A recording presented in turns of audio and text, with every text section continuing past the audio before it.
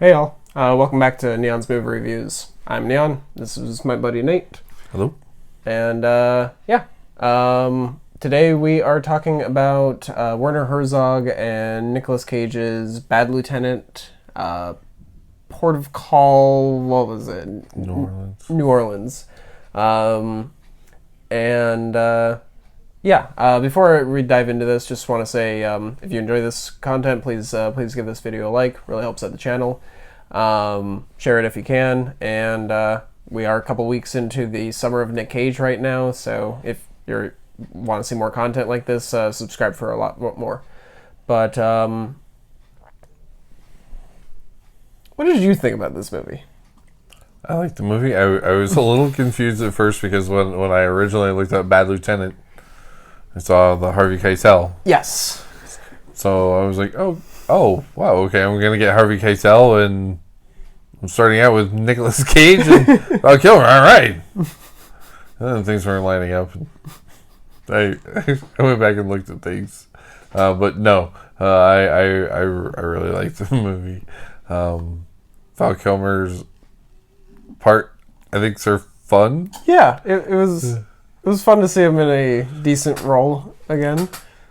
Oh, I mean, late into his career. When did that one come out? I think like 08 or 09, so that would have been like right in the...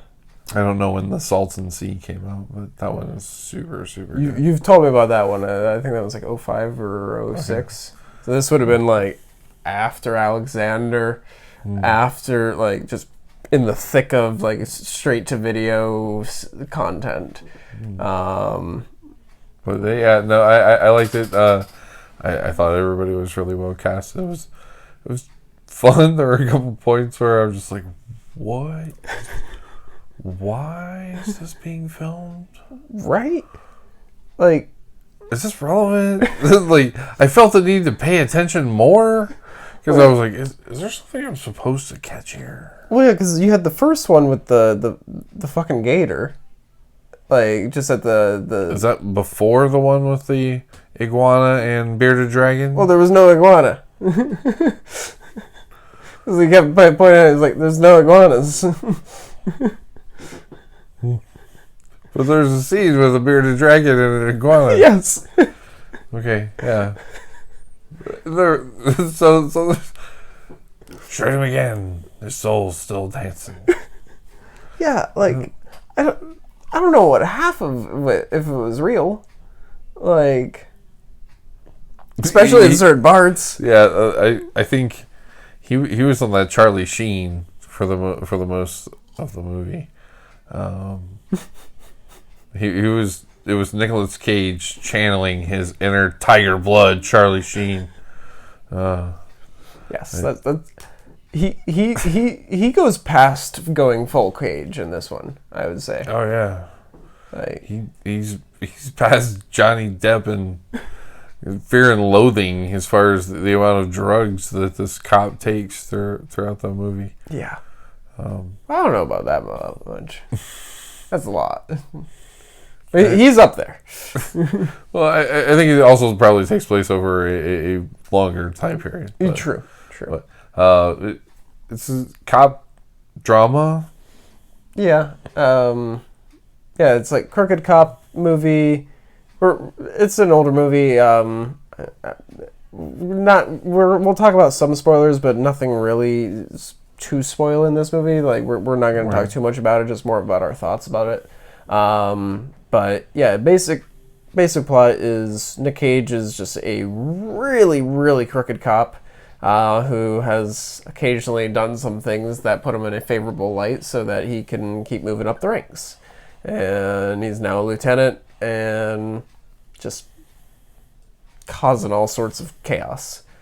And it's just story plays out over the course of, 2 years that it takes place over? I believe so. Yeah. But yeah, I really enjoyed it. I hadn't seen it either. So yeah, I don't really know what to think about this movie.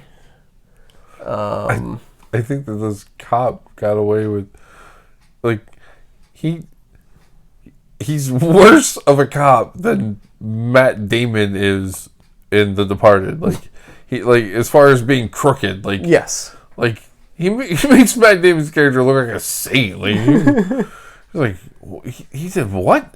Okay, and now he's doing that. All right. Well, there's that one part where he's like, I wonder if it's based on anybody. I love that scene where he's just in the lockup room and the property room, and he's just like looking at all the cameras. He's trying to figure out where he can stand. Yeah. And it's just like, oh my god, dude. Right.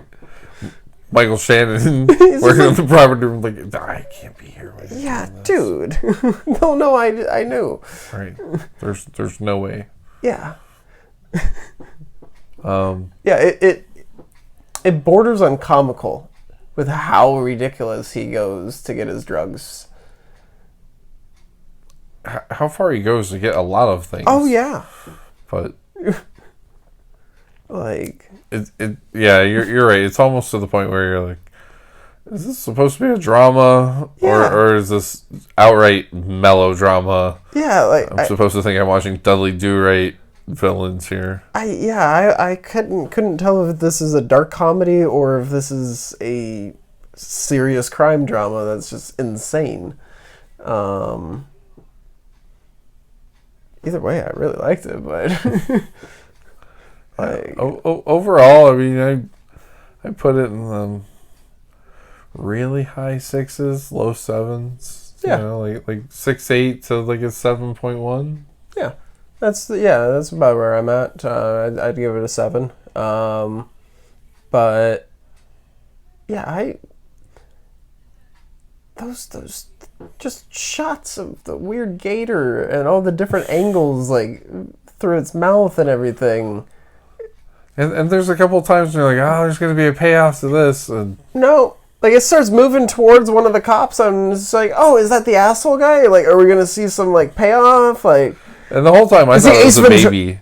I thought we had like an Ace Ventura subplot where he's like talking to the animals and sending them in to attack. Like, I thought that's what was going to happen for a second there. I was just like, I'm on board. Let's do this.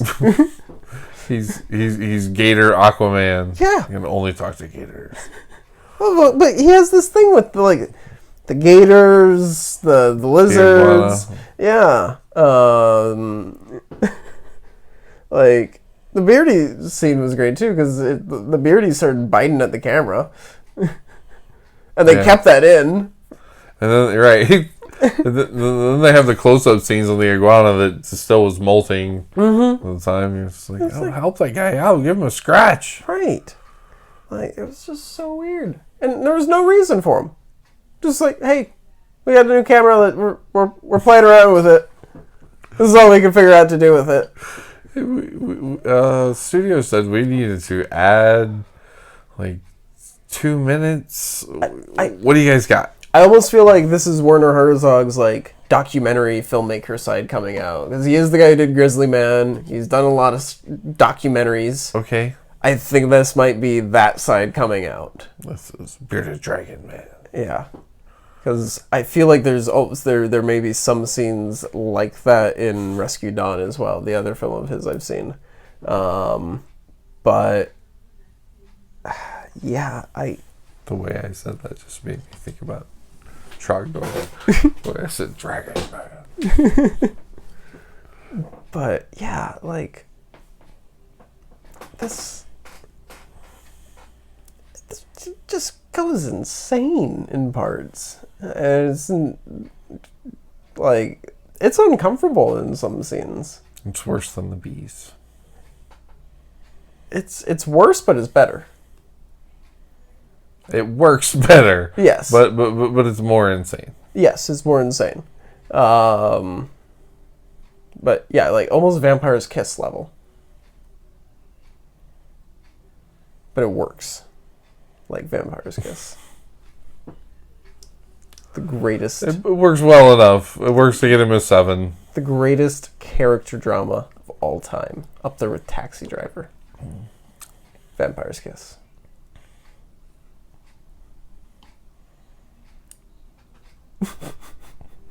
Okay.